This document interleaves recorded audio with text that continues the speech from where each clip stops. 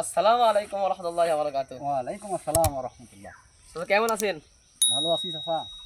চাচা আমি তো একটা ভালো নাই। চাচা চাচা একটা জিনিস দেখেন, ফিলিস্তিন মুসলমান রাষ্ট্র না, অবশ্যই মুসলমান রাষ্ট্র চাচা।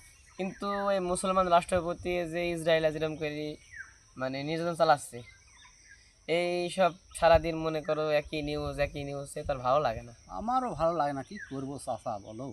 এখন আসলে তো ভালো না লাগলে করবো কি, সব কিছু আল্লাহর হাত। আল্লাহ যদি আমাদের বিজয়টা অবশ্যই বিজয় হবে। তো কি বলতে চাচ্ছিলে চাচা বলো। চাচা ওই যে ইসরায়েলের ফিলিস্তিনের উপর যেরকম করে নির্যাতন চালাচ্ছে।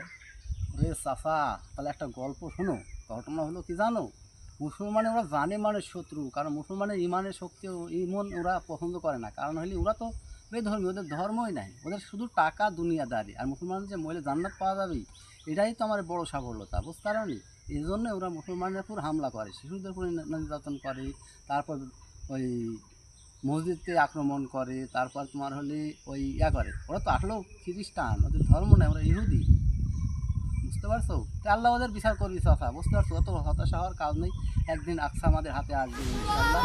শেষ, আল্লাহ হাফেজ।